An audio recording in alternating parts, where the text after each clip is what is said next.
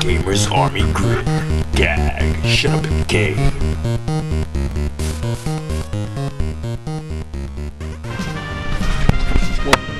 Soldiers, we're here. King's League. Captain Falcon.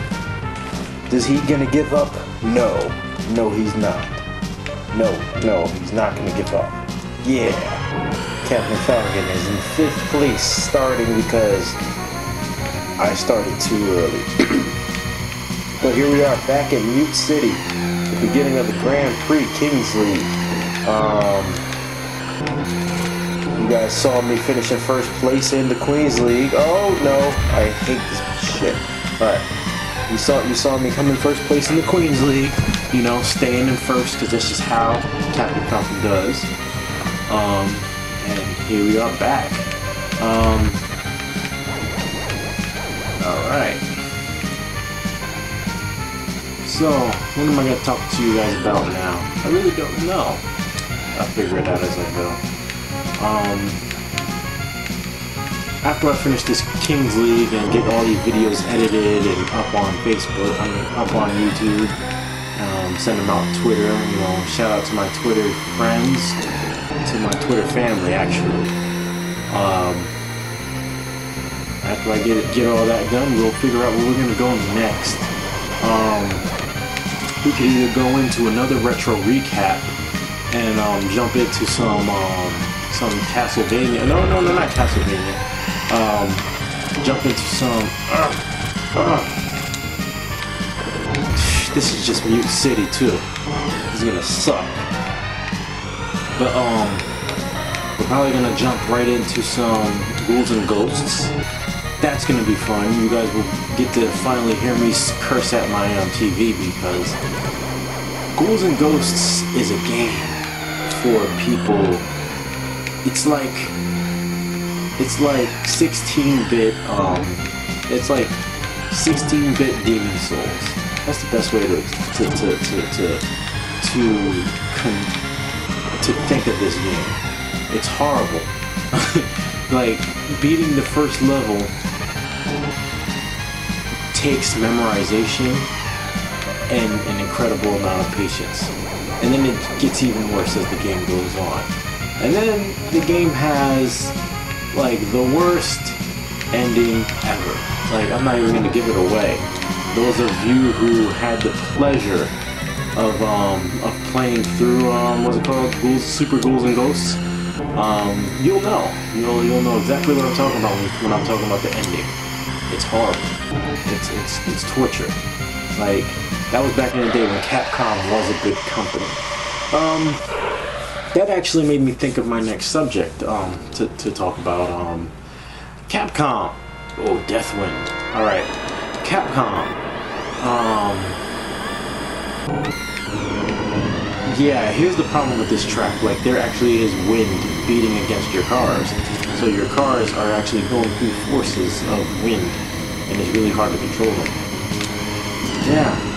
It's Super Nintendo pushing the bar back in the 90s. And we got, you know, Call of Duty talking about dog fur. I'm just sorry, I'm just thinking about that, you know. A lot of current gen bullcrap that's just thrown out there just to make a game sound better than it is, you know. I mean, I love my Call of Duty Ghosts. It's fun, you know, but like I said, Capcom, you guys really like bit the big one recently, especially with the whole Mighty Number 9 scandal. Like you lose your main guy for Mega Man. Why? Because you keep holding on to him. Like I see Nintendo. They milk their franchises, you know. They milk their franchises worse than any cash cow probably in the industry. You know, you have 1,000 Mario titles. Mario Golf, Mario Tennis, Mario fucking Ping Pong. Like, there will be a Mario beer pong one day. You know, just Mario beer pong. Watch freaking Mario get trashed and drunk on the screen for your viewing pleasure.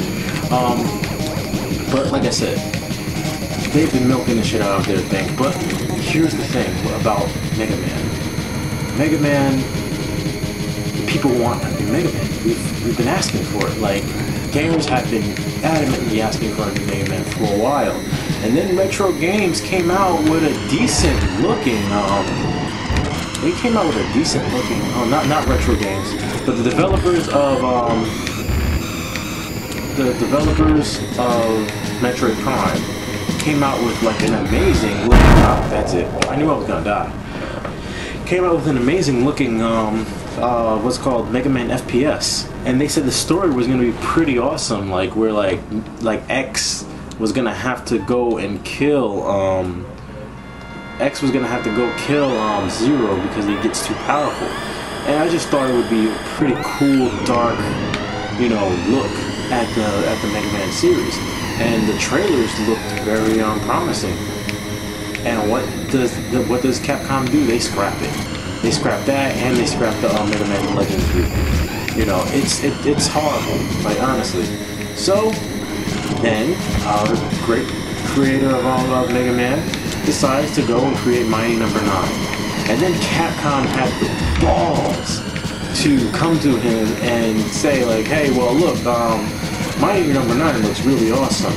Like, why don't you just make it a Mega Man game? And we'll shake hands and call it a day. Have a big Capcom hug in our big Capcom office. And he was like, screw you, and I'm glad that he did that, like, because I'm pretty sure they offered him a decent amount of change for Mighty Number 9's license. But I'm glad that he didn't go with Capcom. You know, he even made the comment that if he went with Capcom, Mighty Number 9 wouldn't be Mighty Number 9 anymore, it would be a Mega Man game.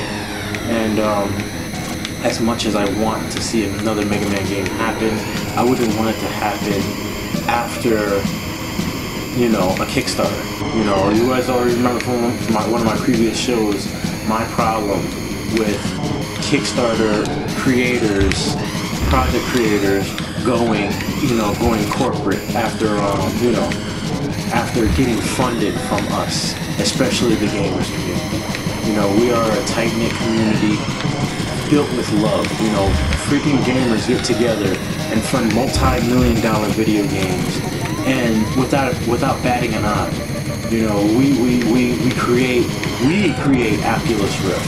You know, we create Mighty Number 9, and it doesn't even bother us. It's just gaming. You know,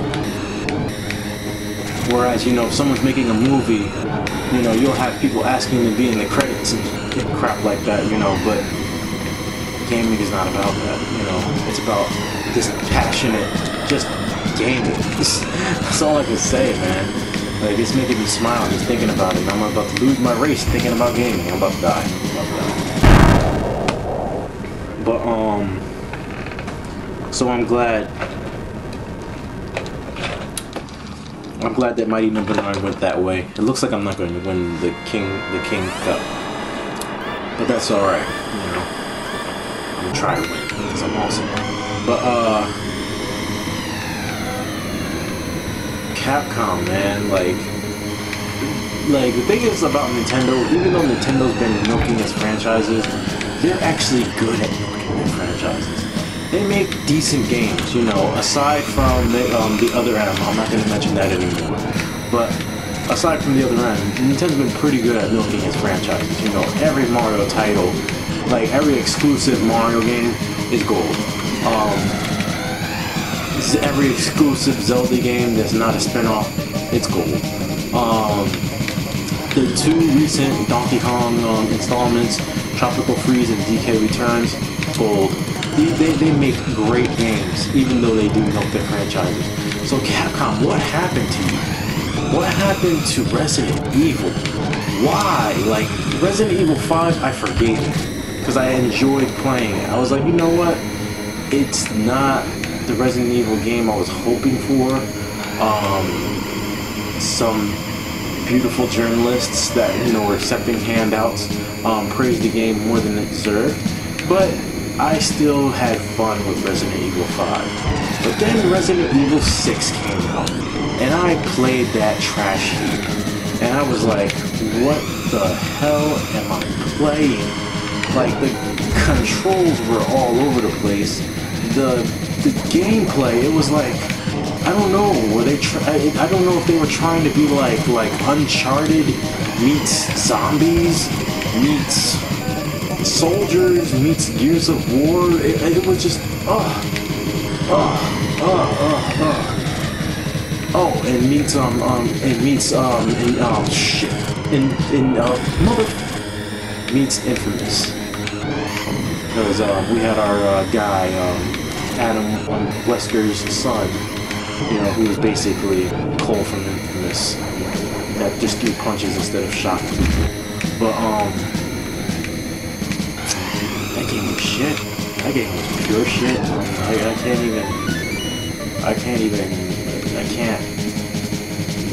There's people that enjoyed it, but no.